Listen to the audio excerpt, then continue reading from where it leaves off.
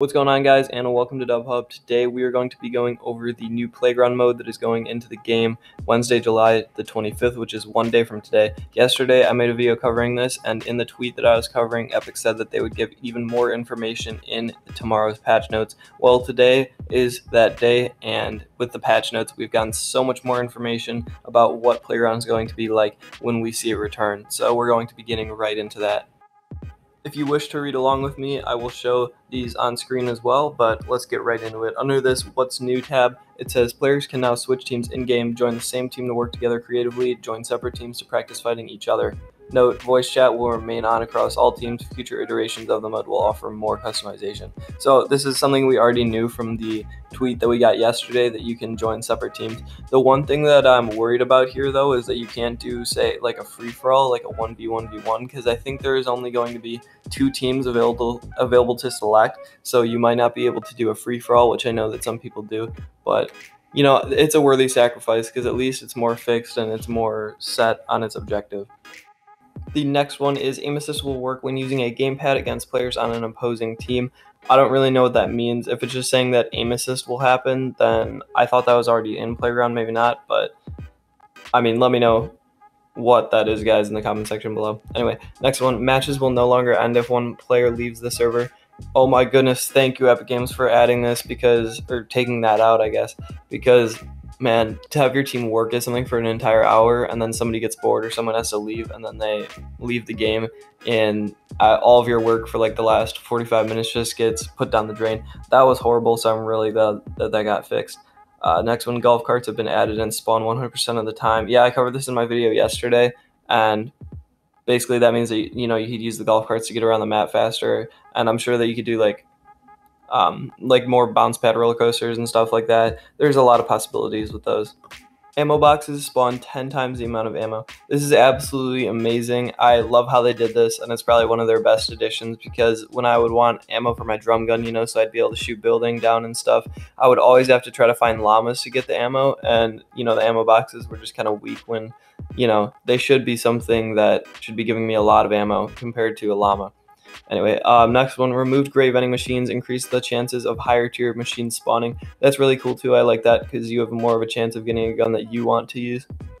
And increased launch and bounce pad spawn likelihoods. That means that I'm guessing when you go in llamas 2, there is an increased spawn rate, and then I'm guessing in like chests and floor loot, that would be the case as well. But I think that this is really cool because I would go to llamas and stuff, and I'd search 7-8 llamas and I wouldn't find a single launch pad or bounce pad, and it would just be really annoying because I would really need them. So I'm really glad that the spawn rate got increased. I'm not sure exactly how much it got increased by, but we'll see how it all plays out.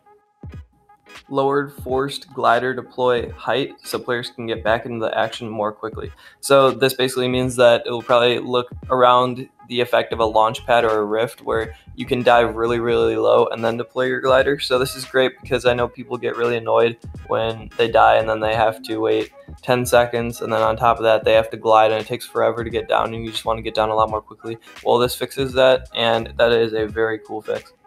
Next one, increased max rocket ammo cap to 60 and increased rocket ammo drop rates. So this is pretty cool too. I never really used too many rockets when I was playing this because, when my friends would 1v1 with me and stuff, we said like no rockets. And then even when we were like shooting stuff down, it was all like with SMGs and stuff, and not grenade launchers, rocket launchers, if that makes sense. So we didn't really use those too much, but I still think that's pretty cool. And then added 100 supply drops. That's pretty cool as well.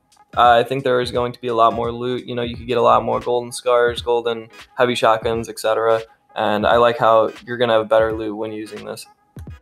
Chests now spawn 3 weapons and more ammo and consumables than normal. So this basically means that instead of there being multiple different types of ammo and consumables, there will be just more of the same, and then 3 different weapons. And this just plays off the theme that they're going for, that you can have the loot that you want and you won't have to look as far and wide to get it. Floor loot now spawns 3 items. That's pretty much the same exact thing, and I'm really excited about that as well. Increased chug jug and slurp juice spawn chances, decreased bandages. I like that too because I liked to be able to heal when fighting with my friends and everything like that. Added chug jugs to floor loot. I mean, that's just a generic change, but I think that unless their spawn rate changes and it becomes increased, then that won't really matter too much anyway. And then respawn timer lowered from 10 seconds to 3 seconds. That is amazing, and I was talking about that with the glider change as well. This is just really cool because you can get right back into it right away, and you don't have to wait 10 seconds for no reason, because you only actually spectate your teammate for a few seconds. The 10 seconds was unnecessary, to make a long story short, and I'm glad that they changed it. So guys, in about 3 minutes, we were able to cover all the changes that are going to be coming in Playground when it is released tomorrow. There were a lot of changes, and I was able to pack a lot in a small amount of time, but I'm so excited to see this mode come out tomorrow. It's going to be exponentially better than we saw it last time, and I cannot wait. So guys, that's going to wrap it up for today. I really hope you guys enjoyed this as much as I did and are excited for Playground coming into the game.